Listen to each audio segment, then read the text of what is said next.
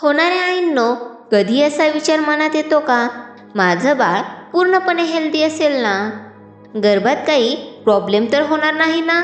कारण प्रत्येक आईची एकच इच्छा असते, तिचं बाळ निरोगी आणि सुरक्षित जन्माला यावं. पण कधीकधी काही कारणांमुळे गर्भात काही ॲबनॉर्मॅलिटीज तयार होऊ शकतात.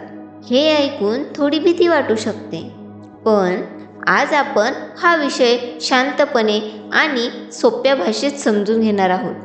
होणाऱ्या आईंनो, सगळ्यात आधी एक गोष्ट समजून घ्या. बहुतेक वेळा बाळ पूर्णपणे हेल्दी असतं, पण काही वेळा बाळाच्या शरीराच्या डेव्हलपमेंटमध्ये काही चेंजेस होऊ शकतात. या विकृती म्हणजे काय? सोप्या भाषेत, बाळाच्या शरीरातील एखादा अवयव पूर्णपणे डेव्हलप न होणं किंवा त्याची रचना वेगळी असणं.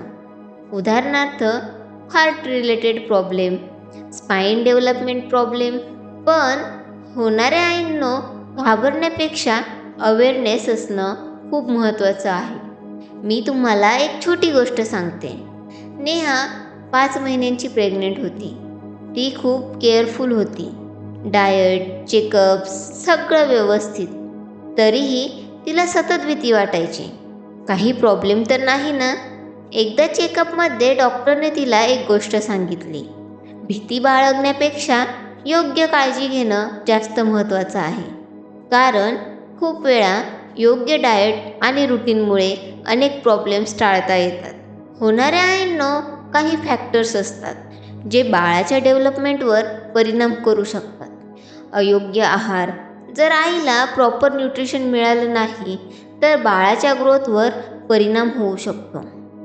जास्त स्ट्रेस, आईचं मन सतत तणावात असेल तर बॉडीमध्ये चेंजेस होतात, जे डेव्हलपमेंटला अफेक्ट करू शकतात. नियमित चेकअप टाळणं, कधी कधी आईला वाटतं सगळं ठीक आहे, चेकअप नंतर करू.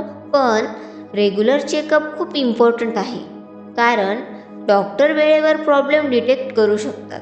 औषधं स्वतःहून घेणं, काही आई डॉक्टरचा सल्ला न घेता मेडिसिन घेतात. हे प्रेग्नन्सीमध्ये रिस्की असू शकतं. होणाऱ्या आईंनो, एक गोष्ट लक्षात ठेवा, प्रिकॉशन म्हणजे भीती नाही, प्रिकॉशन म्हणजे अवेअरनेस. एक छोटा इमोशनल मोमेंट, तुमचं बाळ तुमच्यावर पूर्णपणे डिपेंड आहे. तुमचा आहार, तुमचं रुटीन, तुमचे थॉट्स. गर्भसंस्कारमध्ये आईच्या माइंड आणि बॉडीला दोन्हीला महत्त्व दिलं जातं, कारण हेल्दी आई म्हणजेच हेल्दी बेबी. एक छोटं रिअल एक्झाम्पल, एक आई प्रेग्नन्सीमध्ये रेग्युलर चेकअप करत होती, बॅलन्स डाएट, पॉझिटिव्ह रुटीन.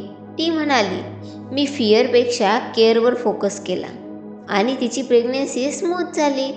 होणाऱ्या आईंनो, भीती ठेवू नका, पण काळजी नक्की घ्या. स्वतःला एक प्रश्न विचारा, आज मी माझ्या बाळासाठी काय केलं? हा विचार तुम्हाला योग्य दिशा दाखवेल. पण गर्भावस्थेत एक गोष्ट खूप पॉवरफुल असते, योगासन. योगासनामुळे आईचं शरीर मजबूत राहतं, मन शांत राहतं आणि डिलेवरीसुद्धा स्मूथ होऊ शकते. पुढच्या व्हिडिओमध्ये गर्भावस्थेत कोणती योगासनं सुरक्षित आहे आणि ती कशी करायची हे आपण डिटेलमध्ये पाहणार आहोत. हा व्हिडिओ खूप इंटरेस्टिंग असणार आहे. होणाऱ्या आईंनो, स्वतःची काळजी घ्या, शांत रहा आणि पॉझिटिव्ह रहा. अशाच माहितीसाठी चॅनलला नक्की फॉलो करा. धन्यवाद.